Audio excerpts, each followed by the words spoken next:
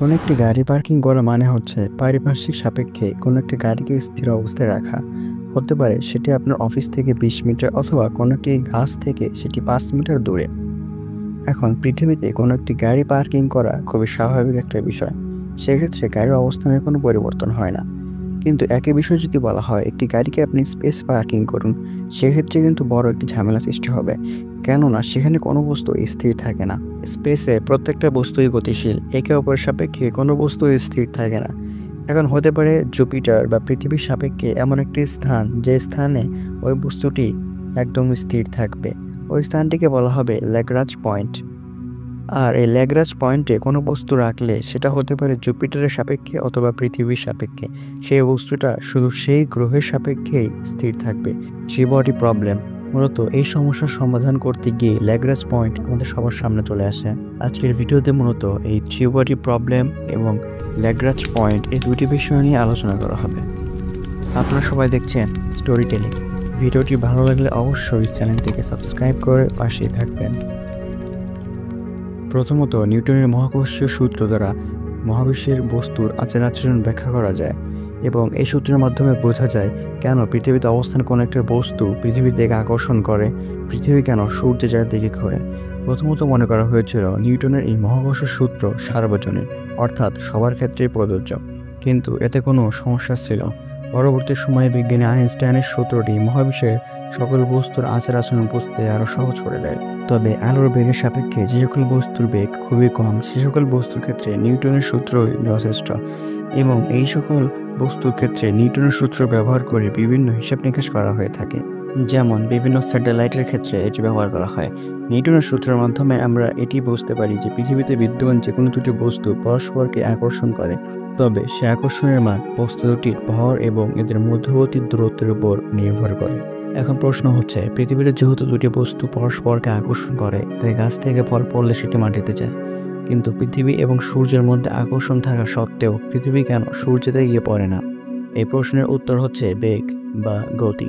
কোনো একটা বস্তুকে যদি এরকম বেঁধে ঘোরানো হয় তবে সেটি বাইরের দিকে প্রচুর বল আকর্ষণ করে। যেমন কোনো একটা বস্তুকে এরকম ঘুরিয়ে যদি ফেলা হয় তবে সেটি অনেক দূরত্ব অতিক্রম করে এবং কোনো একটা বস্তু সে বাইরের দিকে অনেক আকর্ষণ অনুভব করে এবং সে বাইরের দিকে যে বলটা অনুভব করে তার নাম কেন্দ্র বিমুখী বল। তবে কোনো বস্তু কতটা কেন্দ্র বিমুখী বল আকর্ষণ করবে তা নির্ভর করে ওই বস্তু কত বেগে ঘোরানো হচ্ছে তার উপরে।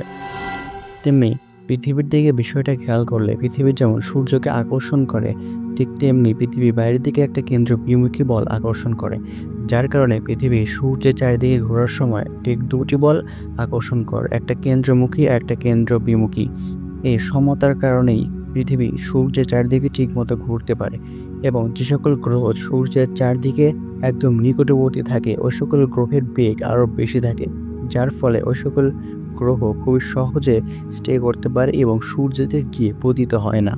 তেমনি আমরা যদি যে কোনো দুটি বস্তুর কথা বিবেচনা করি তবে সেক্ষেত্রে আমরা 1000 বছর পরও বলে দিতে পারবো এদের অবস্থান বা গতি কীরকম হবে। কিন্তু যে তিনটে বস্তু আসে সেক্ষেত্রে একটা সমস্যা সৃষ্টি হয়। আমরা এই প্রবলেমটাকে বলে থাকি থ্রি বডি প্রবলেম। এর ফলে নিউটন যখন তার মহাকর্ষীয় সূত্র প্রদর্শন করেন সেক্ষেত্রে বলা যায় না যে তিনটে বস্তুর অবস্থান কীরকম হবে, বা অনেক অঙ্ক কষার পরেও বোঝা যায় না যে তিনটে বস্তু 1000 বছর পর কীরকম অবস্থায় থাকবে। এবং তিনটি বস্তু দ্বারা সংঘটিত কোনো একটা সিস্টেমের ক্ষেত্রে এদের অবস্থানের ওপর অনেক বেশি সংবেদনশীল। তিনটে বস্তুর ইনিশিয়াল পজিশন এবং বেগ, তারপরে এদের অবস্থান যদি জানা না থাকে তবে তিনটে বস্তুই বিশৃঙ্খলার নীতিমতে কেওয়াসের দিকে চলে যেতে থাকে। যেমন এই বিষয়টির একটা উদাহরণস্বরূপ আমরা দেখতে পারি, দুটি পেন্ডুলামকে যদি আমরা একই অবস্থান থেকে চলতে শুরু করতে দেখি তবে কিছু সময় পর্যন্ত এদের অবস্থান একই থাকলেও সুদূর ভবিষ্যতে এদের অবস্থান ভিন্ন ভিন্ন হয়ে যাবে, কেননা এদের পরিমাপে সামান্য ভুল থাকলেই এদের ভবিষ্যতে অবস্থান ভিন্ন ভিন্ন হবেই। অর্থাৎ বলা যায় প্রাথমিক অবস্থার উপর অতিমাত্রায় সংবেদনশীলতা। এখন এখানে তিনটে বস্তুর পরিবর্তে 5টি বস্তু হতে পারে, 6টি বস্তু হতে পারে এবং যে কোনো সংখ্যক বস্তুই হতে পারে। সেটি হচ্ছে ইনবডি প্রবলেম।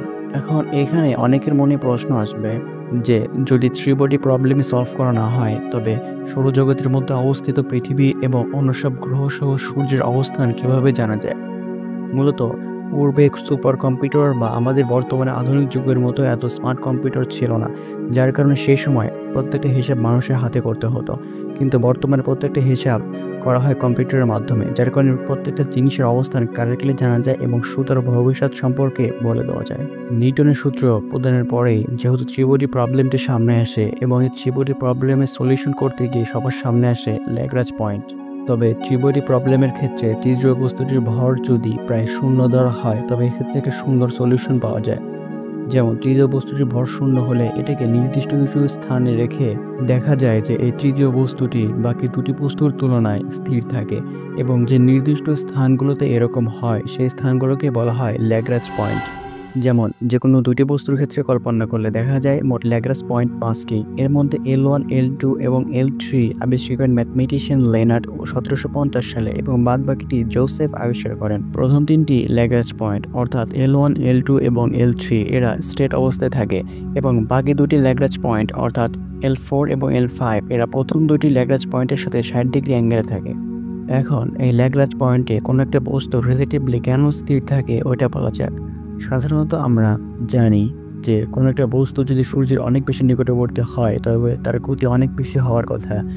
ঠিক তেমনি L1 পয়েন্টে যদি একটা বস্তুকে রাখা হয় তবে তার গতি অনেক হওয়ার কথা, কিন্তু L1 অবস্থানরত বস্তুর দূরত্ব পৃথিবী থেকে মাত্র 15 লক্ষ কিলোমিটার এবং L1 অবস্থানরত বস্তু পৃথিবী এবং সূর্য দুই দিকে একটা বল অনুভব করবে এবং একটা কেন্দ্রমুখী এবং একটা কেন্দ্র বিমুখী, যার ফলে সেই বস্তুটি পৃথিবীর দিকে একটু বেশি আকর্ষণ অনুভব করবে, কেননা সেখানে দূরত্বটা অনেক কম থাকবে এবং এই বস্তুটি যখন ঘুরতে শুরু করবে সেটি পৃথিবীর সাথে সমকৌণিক কোণে ঘুরতে থাকবে এবং সেই বস্তুটিকে পৃথিবীর সাপেক্ষে একদম স্থির দেখাবে। এইবার L2 অবস্থান নিয়ে আলোচনা করা যাক। L2 যে বস্তুটা অবস্থান করে তা পৃথিবী থেকে প্রায় 15 লক্ষ কিলোমিটার দূরে অবস্থিত, কিন্তু সূর্য থেকে পৃথিবীর সাপেক্ষে তা বিপরীতে, যার ফলে পৃথিবী থেকে দূরে হওয়ার কারণে পৃথিবী থেকে এর ঘূর্ণনের সময় বেশি লাগার কথা এবং সে বেশি সময়টা প্রায় 1 বছরের বেশি হওয়ার কথা ছিল। কিন্তু যেহেতু L2 অবস্থানে অবস্থিত কোনো বস্তুর ক্ষেত্রে পৃথিবী এবং সূর্য যেহেতু একই অক্ষ বরাবর অবস্থান করে তাই বলা যায়, অর্থাৎ এক্ষেত্রে সূর্যের কারণে পৃথিবী যেমন গ্র্যাভিটি অনুভব করে ঠিক একই গ্র্যাভিটি অনুভব করবে L2 অবস্থানে অবস্থিত কোনো একটা বস্তু, যার ফলে দেখায় যে পৃথিবীর সাপেক্ষে L2 অবস্থানে অবস্থিত কোনো বস্তু স্থির থাকবে। এইবার L3 বস্তুটি পৃথিবীর অক্ষরেখার ওপর অবস্থান মনে হলেও এটি কিন্তু অক্ষরেখা থেকে প্রায় 260 কিলোমিটার দূরে অবস্থিত, যার ফলে এই L3 বস্তুর উপর পৃথিবী এবং সূর্যর গ্র্যাভিটি অনুভব হবে এবং এখানে সূর্যের কারণে পৃথিবী যে গ্র্যাভিটি অনুভব করে ঠিক একই গ্র্যাভিটি অনুভব করবে L3 বস্তুটি, যার কারণে এটি প্রদক্ষিণ করতে সময় লাগে প্রায় 1 বছর। এবার L4 এবং L5 এর মেকানিজম একদম সেম, সেক্ষেত্রে শুধু L4 বললেই যথেষ্ট। L4 বস্তুটি পৃথিবী এবং সূর্যের সাপেক্ষে 60 ডিগ্রি অ্যাঙ্গেলে অবস্থিত, যার ফলে তিনটি রেখা একদম সংযোগ করলে একটা সমবাহু ত্রিভুজ অঙ্কন করা হবে। এবার L4 বস্তুটি কিন্তু পৃথিবীর অক্ষ থেকে প্রায় 600 কিলোমিটার দূরে অবস্থান করে, যার ফলে দেখা যায় এর মানে হচ্ছে L4 অবস্থিত বস্তুটি পৃথিবীর সাপেক্ষে কিছুটা স্লোলি প্রদক্ষিণ করার কথা, কিন্তু ভ্যারি সেন্টার সামনে নিয়ে আসলে এর সমস্যার সমাধান করা পসিবল। আপনারা যারা ভ্যারি সেন্টার সম্পর্কে জানেন তারা অবশ্যই জানেন যে পৃথিবী সূর্যকে প্রদক্ষিণ করে না, এরা শুধু তাদের গ্র্যাভিটি অফ ম্যাসকে প্রদক্ষিণ করে এবং সূর্যের ক্ষেত্রে এবং এই পৃথিবীর ক্ষেত্রে গ্র্যাভিটি অফ ম্যাস সূর্য থেকে প্রায় 500 কিলোমিটার দূরে অবস্থিত এবং এই ভ্যারি সেন্টারের কারণেই সূর্যের কারণে পৃথিবীর উপর যে গ্র্যাভিটি আসে সেই একই গ্র্যাভিটি L4 বা L5 বস্তুর ক্ষেত্রেও হয় এবং সেই ক্ষেত্রে সূর্যকে প্রদক্ষিণ করতে পৃথিবীর যে সময় লাগে L4 বা L5 অবস্থানে অবস্থিত বস্তুর ক্ষেত্রেও ঠিক একই সময় লাগে। এই 5টি ল্যাগ্রাঞ্জ পয়েন্টের মাধ্যমে আমরা অ্যাটলিস্ট এটা বুঝতে পেরেছি যে পৃথিবী সূর্যের কারণে যে গ্র্যাভিটি অনুভব করে ঠিক একই গ্র্যাভিটি অনুভব হয় এই ল্যাগ্রাঞ্জ পয়েন্টগুলোতে, যার ফলে পৃথিবীর সাপেক্ষে সূর্যকে প্রদক্ষিণ করতে একদম সেম টাইম লাগে। ফলাফল হিসেবে দেখা যায় পৃথিবীর সাপেক্ষে এই সকল স্থানে কোনো বস্তু রাখলে সেগুলো একদম স্থির থাকবে। শুধু যে সূর্য এবং পৃথিবীর ক্ষেত্রে এই 5টি ল্যাগ্রাঞ্জ পয়েন্ট রয়েছে ব্যাপারটা কিন্তু এরকম নয়। যে কোনো বস্তুর ক্ষেত্রে মোট 5টি করে ল্যাগ্রাঞ্জ পয়েন্ট রয়েছে, যেমন সূর্য এবং জুপিটার হোক বা চাঁদ এবং পৃথিবী হোক প্রত্যেকটা বস্তুর ক্ষেত্রে মোট 5টি করে ল্যাগ্রাঞ্জ পয়েন্ট বিদ্যমান।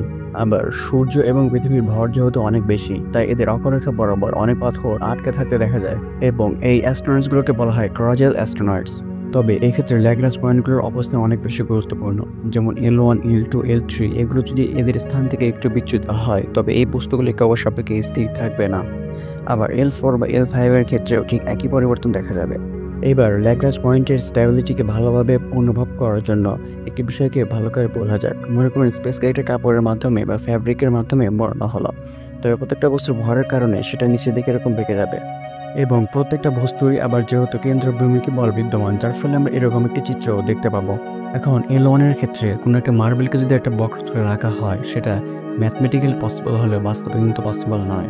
ঠিক একই অবস্থা দেখা যায় L2 এবং L3 এর ক্ষেত্রে, যার ফলে L1, L2 এবং L3 মেটাস্টেবল এবং অন্যদিকে L4 এবং L5 অনেক বেশি স্টেবল। সেখানে কোনো একটা বস্তু রাখার জন্য অনেক বেশি স্পেস পাওয়া যায় এবং সেখানে কোরিওলিস ফোর্স পাওয়া যায়, যার কারণে আমরা দেখতে পাচ্ছি একটা বক্রতলের মধ্যে মার্বেলকে রাখলে যেমন মার্বেল সহজেই বের হতে পারে না, ঠিক তেমনি F4 এবং F5 এর ক্ষেত্রে হয়ে থাকে, যার কারণে F4 এবং F5 অনেক বেশি স্টেবল। তবে সব ক্ষেত্রে যে L4 এবং L5 স্টেবল থাকবে বিষয়টা কিন্তু এরকম নয়। দুইটা বস্তুর ভরের অনুপাত যদি 1:24.96 হয়ে থাকে তো এবং এর চেয়ে বেশি হয়ে থাকে, তবে ওই সকল বস্তুর ক্ষেত্রে L4 এবং L5 স্টেবল থাকবে।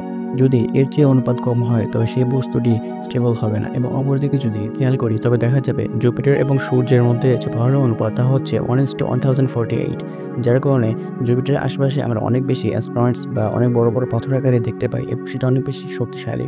এছাড়াও পৃথিবী এবং চাঁদের অনুপাত 1:18 এবং যার ফলে চাঁদ এবং পৃথিবীর মধ্যে যে L4 এবং L5 থাকে সেগুলো অনেক বেশি স্টেবল আকারে থাকে, যার কারণে এই ল্যাগ্রাঞ্জ পয়েন্টটিতে অনেক প্রকার কলোনি স্থাপন করার বিভিন্ন প্রকার সায়েন্স ফিকশন কল্পনা রয়েছে।